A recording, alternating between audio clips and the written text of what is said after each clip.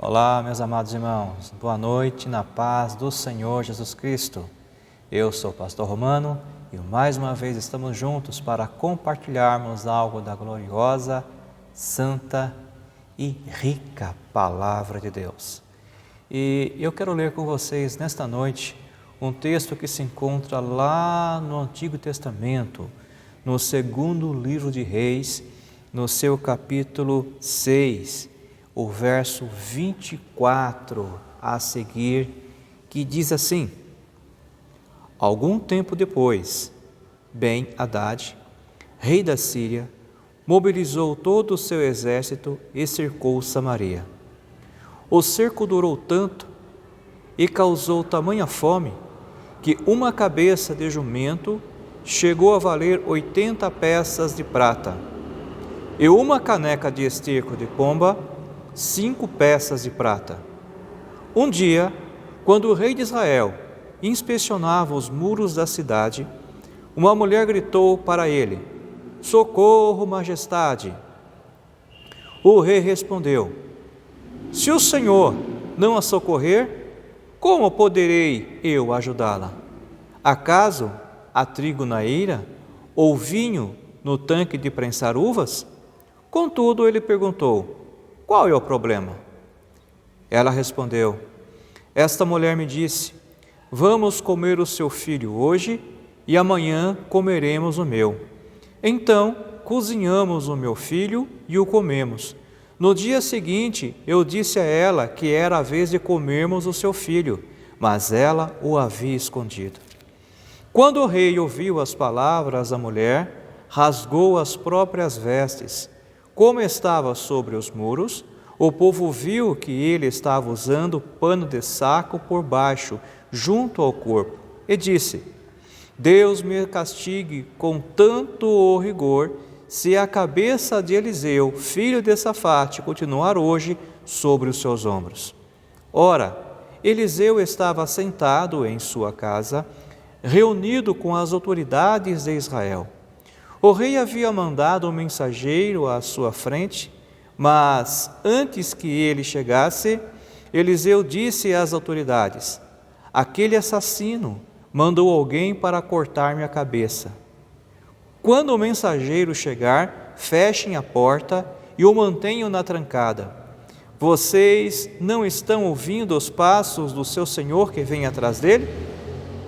Enquanto ainda lhes falava, o mensageiro chegou.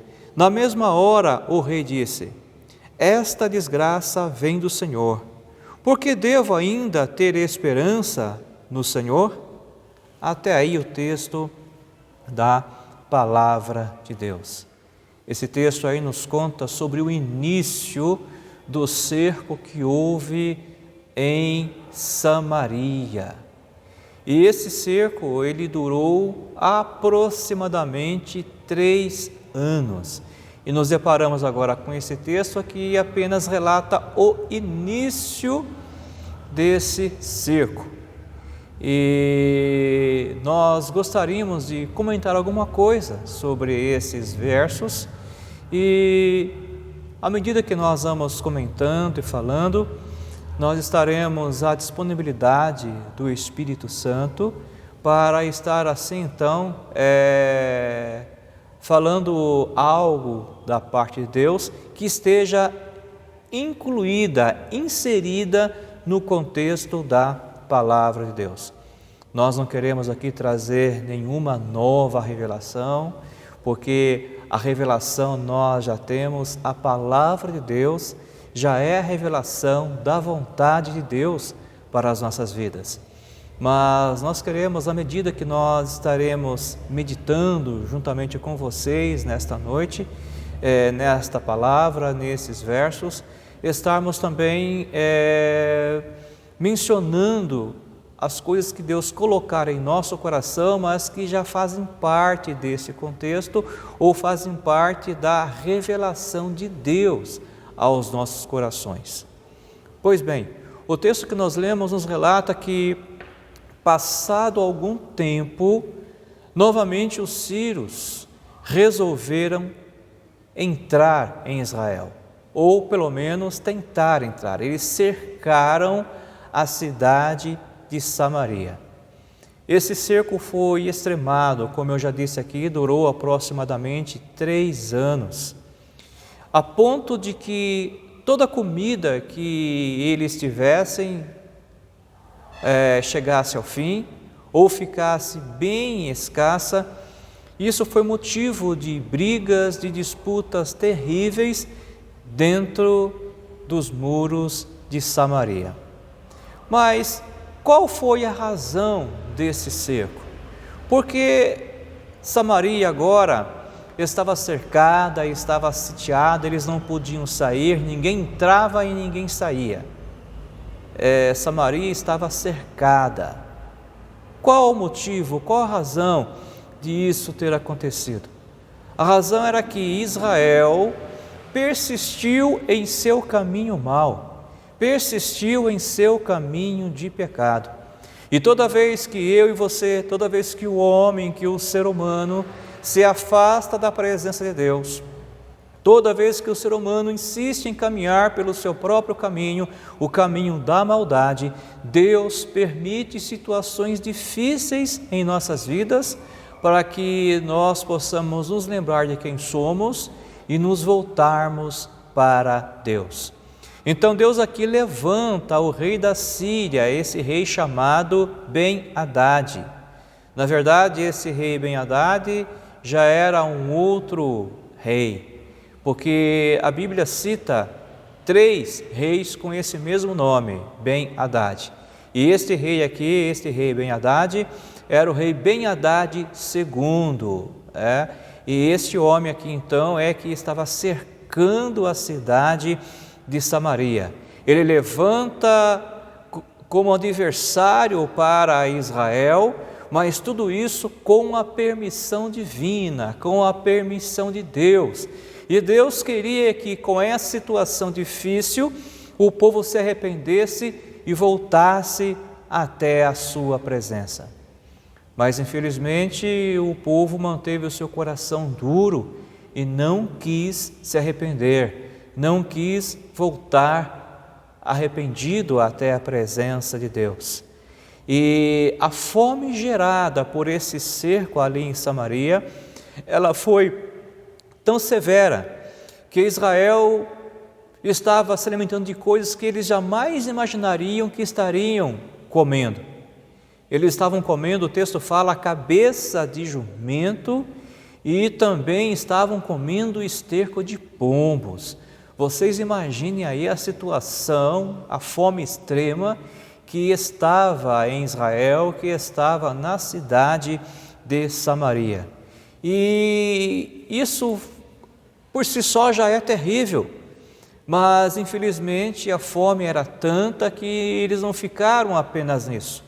Quando faltou então aí as cabeças de jumento, quando começou a faltar aí até os excrementos de pombos, e eles não tinham mais nenhum tipo de alimento, alguns então começaram a praticar atos de canibalismo. O texto nos fala que em certa ocasião o rei Jorão, era o rei de Israel, ele estava andando, ele estava inspecionando os muros de Samaria para ver como é que estavam os muros, se estavam bem defendidos, se estavam bem fortificados, se havia alguma falha para que o inimigo de repente viesse adentrar por essas falhas. Verdade é que a Bíblia diz que ele estava inspecionando os muros e estava andando pela cidade. E enquanto ele fazia isso, uma mulher lá do muro lhe gritou: "Rei, me ajuda, me acode, ó rei." E o rei então olha para aquela mulher e disse: "Mulher, quem sou eu para te ajudar? Que posso eu fazer para ajudar você? Se Deus não entra com providência, se Deus não te ajuda, se Deus não sacia a sua fome, se Deus não dá alimento, quem sou eu para fazer isso?" Mas ainda assim, depois de dizer essas palavras, o rei então pergunta para aquela mulher: "Mas me diz, qual é o seu problema? O que é que está acontecendo?" E aquela mulher então diz para o rei: "Olha, rei, acontece o seguinte, eu e a minha colega, nós fizemos um acordo entre nós, E o acordo consistia no seguinte, que numa noite nós mataríamos o meu filho e nós o cozinharíamos e o comeríamos, e no dia seguinte nós mataríamos o filho dela e faríamos da mesma forma que fizemos com o meu. Acontece que o meu filho foi morto, nos alimentamos do meu filho e agora chegou a vez de comer o filho dela e ela escondeu o filho dela. O que é que o rei pode fazer por mim? Em outras palavras, era isso o que a mulher estava expondo para o rei Jorão. E aquelas palavras para o rei realmente foram palavras duras e o revoltaram, deixou realmente muito furioso, muito preocupado. E o texto bíblico fala que naquele exato momento ele rasgou as suas vestes e ficou apenas com uma veste de humilhação, uma veste que era feita de pele de carneiros. Era o costume da época que quando a ofensa fosse muito grande e quando as pessoas elas queriam estar se humilhando, então elas rasgavam as suas vestes. Era um costume antigo, era um costume do Oriente naquela época, e assim então o rei procedeu, ele rasgou as suas vestes e ficou com uma roupa muito simples em seu corpo, de tal forma que todo o povo que estava observando o rei viu aquela cena, observou aquela situação. O rei Jorão então ele ficou horrorizado, ele ficou assustado, tamanha era a fome que estava instalada na sua cidade, no seu povo, em Samaria. Ele ficou assustado com a loucura que estava tomando conta dos seus súditos, a loucura que estava invadindo o povo de Israel. Eles estavam perdendo toda a compostura, estavam perdendo todo o bom senso, estavam se tornando como verdadeiros animais. Irritado, nervoso, preocupado como o rei Jorão se encontrava, ele então logo culpou o profeta Eliseu por tudo aquilo que estava acontecendo. Só que o rei Jorão se esqueceu de um detalhe importantíssimo. Tudo aquilo que estava acontecendo com ele, com o seu povo, com a nação de Israel, tinha um porquê, tinha uma razão, tinha um motivo. Eu já disse no início, isso tudo era porque o povo e o próprio rei haviam abandonado o Senhor, haviam virado as costas para o Deus Todo-Poderoso. E quando isso acontece, Deus permite situações difíceis sobre o seu povo, para que o povo se quebrante, para que o povo se arrependa e retorne para Deus. Inclusive, o que estava acontecendo fazia parte de algumas maldições da aliança que foi dada por Deus lá no Monte Sinai, caso o povo virasse as costas para Deus, caso o povo abandonasse ao Senhor.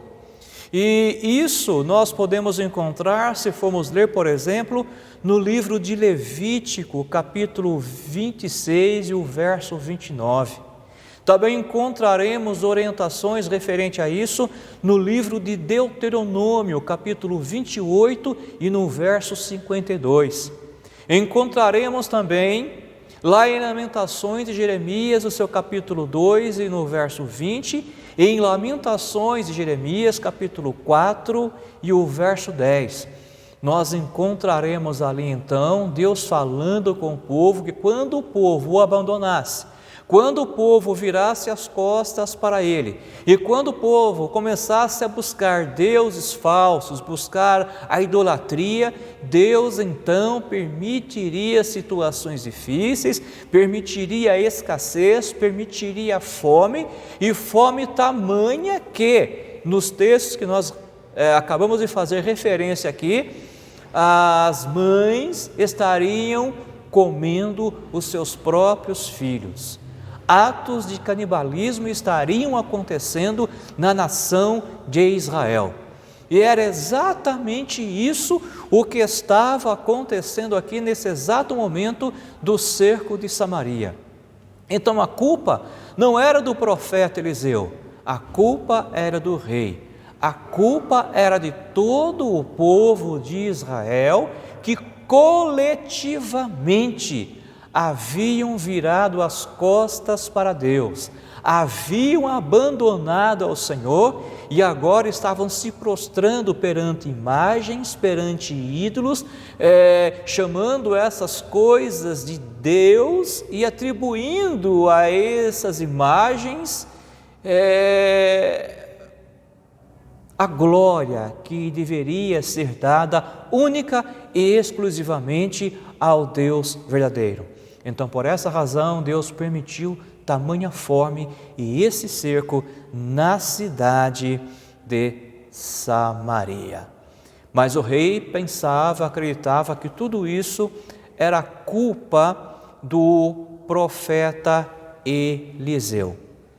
E a Bíblia fala que o profeta Eliseu, nesta ocasião em que o rei Jorão estava com raiva, estava com ódio de Eliseu, neste momento, ele estava reunido com a liderança de Israel na sua própria casa. Ele estava na sua própria casa, juntamente com a liderança de Israel, falando a respeito daquilo que Deus poderia fazer para o povo se o povo se arrependesse, se o povo buscasse ao Deus Todo-Poderoso. E enquanto então Eliseu animava os líderes de Israel, enquanto Eliseu trazia palavras de esperança para o povo, para aquelas pessoas, o rei Jorão, então ele fez um juramento. Ele disse: olha, eu vou acabar com a vida do profeta Eliseu. Eu vou decapitar Eliseu. Eu vou arrancar a cabeça de Eliseu. Eu eliminando com Eliseu, eu acabando com o profeta Eliseu, eu resolvo todos os problemas de Israel. E o rei então chamou um homem, um mensageiro, deu ordens a este homem, encarregou a este homem desta missão de falar com o profeta Eliseu e executar o profeta Eliseu. Mas acontece que o profeta Eliseu era um homem de Deus, ele tinha comunhão com Deus, ele tinha vida com Deus. Então Deus mostrou para Eliseu o mal que o rei de Israel procurava fazer contra a sua vida. Então o profeta Eliseu, divinamente informado da parte de Deus, ele então disse para aqueles homens: olha, nesse exato momento o rei enviou um mensageiro para me matar, para arrancar a minha cabeça. Então, quando ele vier, e daqui a pouco ele está chegando, vocês não abram as portas, mantenham as portas fechadas, porque este homem procura o meu mal. E na sequência, o próprio rei já vem ao encalço dele. O rei mandou ele na frente e o rei vem logo atrás para conferir se isso de fato vai estar acontecendo. Então, naquele exato momento, enquanto Eliseu proferia as palavras, chegou então o mensageiro, quis entrar, mas as portas se mantiveram fechadas, Deus dando livramento para o seu servo, para aquele que lhe é fiel. Aprenda uma coisa, amado ouvinte da palavra de Deus: você pode estar sozinho, você pode estar só, você pode ser a minoria, no meio de um mundo em que de repente você é diferente de todos, ou você está fazendo diferença, mas não entre em pânico, não fique preocupado, porque Deus, se você está com Deus, Deus também é contigo. Deus te dará livramento, Deus vai proteger a sua vida, Deus vai mostrar para você o mal que estão querendo fazer contra a sua vida, e você vai se precaver, você vai se proteger, você vai tomar as devidas providências e precauções para que o mal que estão projetando contra a sua vida não te atinjam. Assim como Deus fez com o profeta Eliseu, Deus faz na sua vida, Deus fará na sua vida, Deus poderá fazer na sua vida, se você entregar a sua vida, a sua confiança, estiver andando certamente e ordeiramente na presença do Deus Todo-Poderoso. Assim como Deus livrou Eliseu, Deus pode também trazer livramento para a sua vida. E o rei, naquele momento ali, ele estava demonstrando toda a sua revolta, toda a sua indignação, porque o mal estava assolando Israel. E quando o rei então se aproxima e chega, o rei então diz algumas palavras. E as palavras que o rei de Israel diz são as seguintes: foi o Senhor Deus quem fez cair toda essa desgraça sobre nós. Por que eu iria ficar mais tempo esperando que ele fizesse alguma coisa? Olha aí algo interessante. Agora o rei de Israel, ele entende, ele compreende que todo aquele mal que estava acontecendo no seu povo, no seu reino, na sua nação, esse mal tinha uma origem que era no próprio povo, devido à sua desobediência. Mas esse mal tinha permissão de Deus. O mal tinha origem no próprio homem, nos próprios atos humanos, mas tinha permissão para que ocorresse e acontecesse na vida do homem. O rei chegou a esse entendimento, mas ainda assim ele não se arrepende. Ainda assim ele mantém o seu coração duro, cheio de ódio, cheio de rancor, e aí então ele expressa da seguinte maneira: eu não confio mais em Deus, eu não tenho mais nenhuma confiança em Deus. E começa então a colocar toda a culpa no profeta Eliseu e, consequentemente, colocar toda a culpa também em Deus. Infelizmente, é exatamente isso que acontece com o homem, com o ser humano de uma maneira geral. Cometemos os nossos pecados, endurecemos os nossos corações e não nos arrependemos. Nos queixamos e atribuímos de maneira incansável toda culpa a Deus. Nós nunca assumimos a nossa responsabilidade. Nós sempre procuramos o culpado. Você já notou que nós, como seres humanos, seja sincero, nós sempre estamos procurando um culpado? Dificilmente nós assumimos as responsabilidades pelos nossos atos, pelos nossos erros.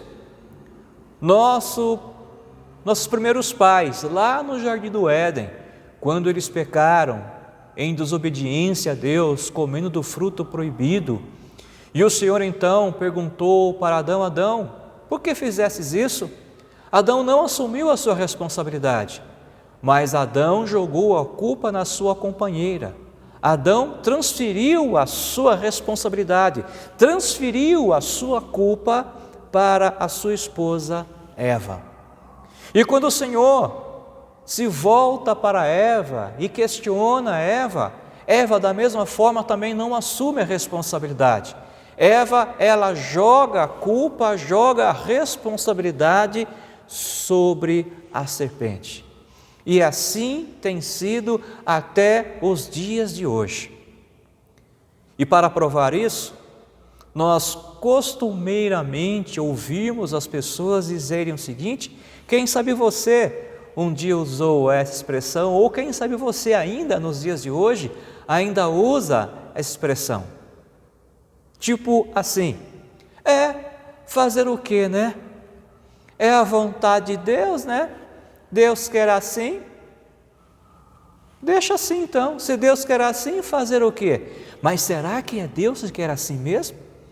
Será que não foi os seus atos, as suas responsabilidades, as suas decisões que trazem agora as consequências que você não quer assumir? E quando nós não lançamos a responsabilidade ou não culpamos a Deus, nós culpamos o diabo. Nós falamos o seguinte: o diabo é sujo, o diabo está furioso comigo, olha o que o diabo aprontou comigo.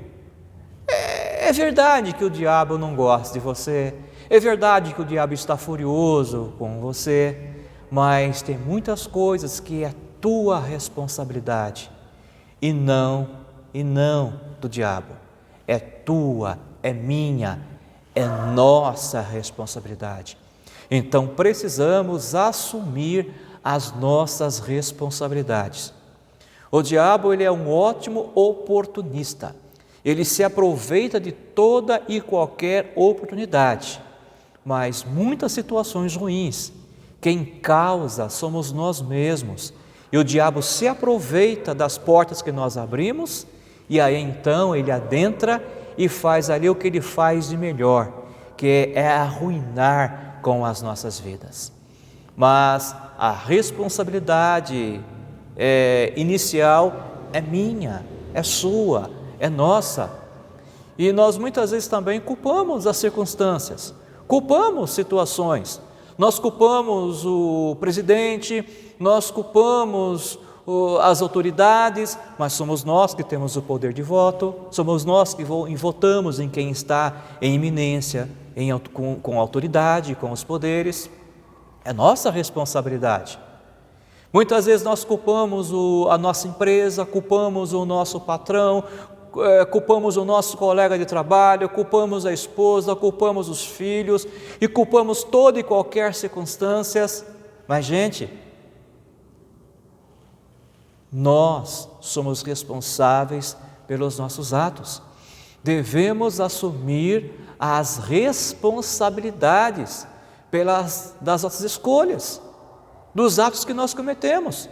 Nós temos que ter essa hombridade, no mínimo essa hombridade, de reconhecer que todo o ato que nós praticamos, se ele for bom, nós teremos boas consequências disso tudo.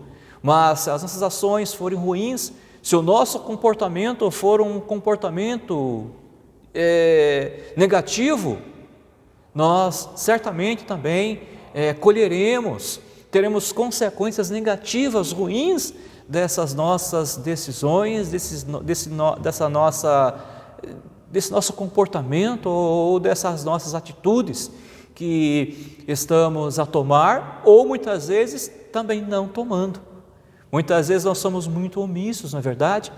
Tem muitas coisas que nós poderíamos fazer, mas nós tão somente, cruzamos os braços. Tem hora que nós temos que descruzar os braços, arregaçar as mangas, ir à luta, fazer alguma coisa.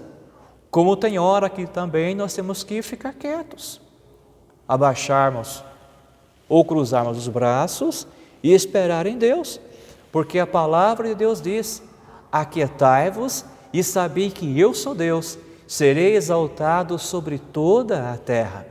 Então existe um momento de nós agirmos, atuarmos, não sermos omissos, mas também existe um momento de nós pararmos e esperarmos e aguardarmos tão somente na ação de Deus sobre as nossas vidas.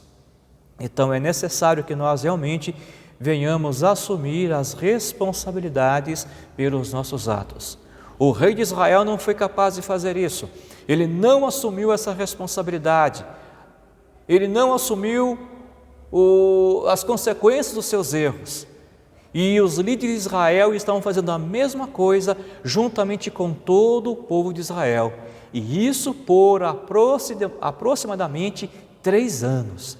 3 anos de escassez, 3 anos de sofrimento, tão somente porque mantinham seus corações duros, mantinham seus corações na arrogância e não se arrependiam, não reconheciam o seu erro, não reconheciam as suas falhas, não reconheciam os seus pecados para obterem o perdão da parte do Deus Todo-Poderoso.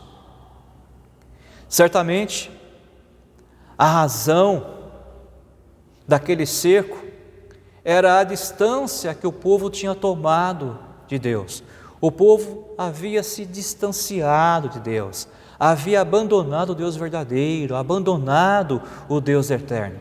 O profeta Isaías diz lá no seu capítulo 59 e no verso de número 2, que os nossos pecados fazem separação entre nós e o nosso Deus.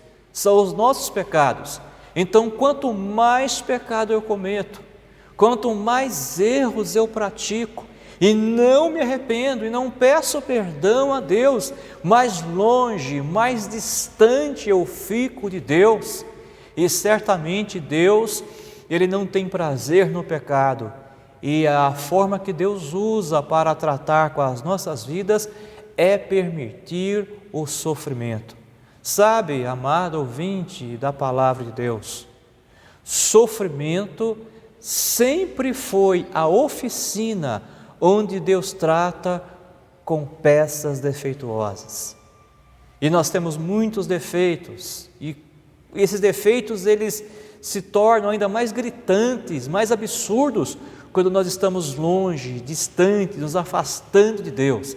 Então Deus permite o sofrimento para tratar com as nossas vidas, para nos lapidar, para nos purificar e para nos trazer o arrependimento para virmos até a sua presença.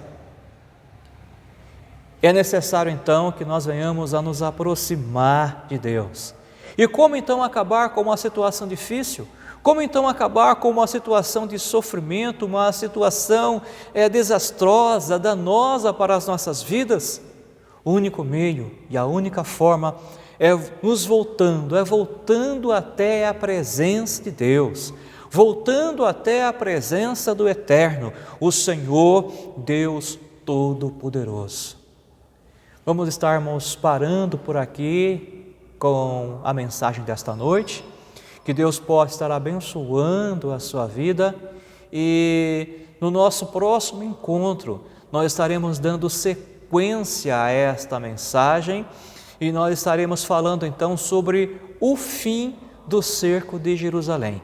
Então, nesta primeira mensagem que trouxemos a vocês, nós falamos sobre o início do cerco de Jerusalém. E agora, na próxima mensagem, no nosso próximo encontro, nós estaremos falando sobre o fim do cerco de Jerusalém. Mas, em resumo, é isso. Situações ruins acontecem em nossas vidas, acontecem com os homens, porque Deus está tratando com o homem. Deus está chacoalhando o ser humano, Deus está chacoalhando a humanidade para que nós venhamos acordar para a realidade e nos aproximar de Deus enquanto ainda existe tempo para isso. A palavra de Deus nos orienta da seguinte forma, que nós devemos nos achegar a Deus enquanto Ele está perto, e que nós devemos invocá-lo enquanto Ele pode nos ouvir. Porque chegará o momento que Deus estará muito longe, muito distante de nós, e será impossível nós sentirmos a sua presença.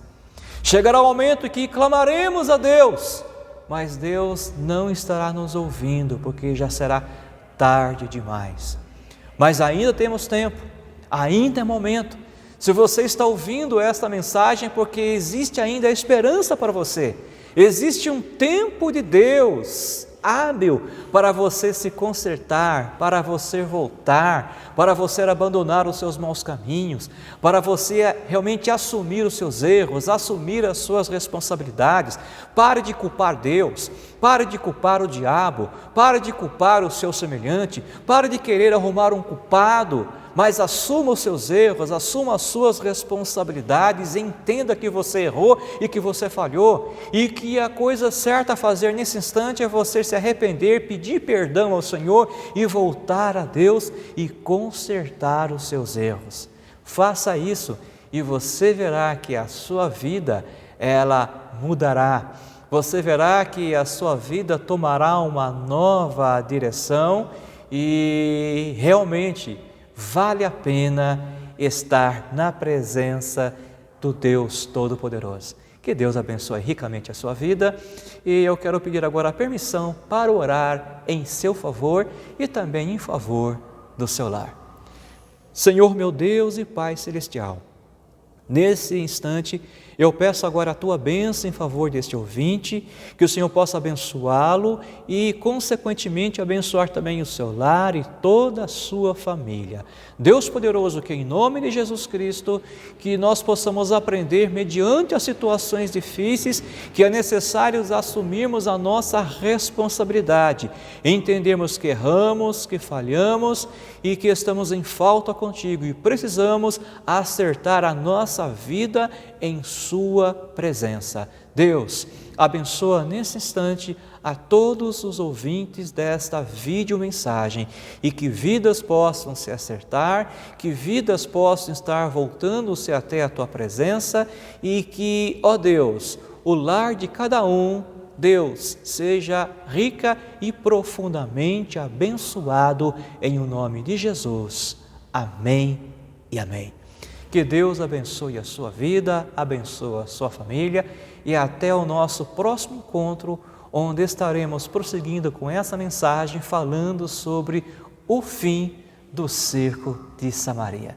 Que Deus te abençoe em o nome do Senhor Jesus.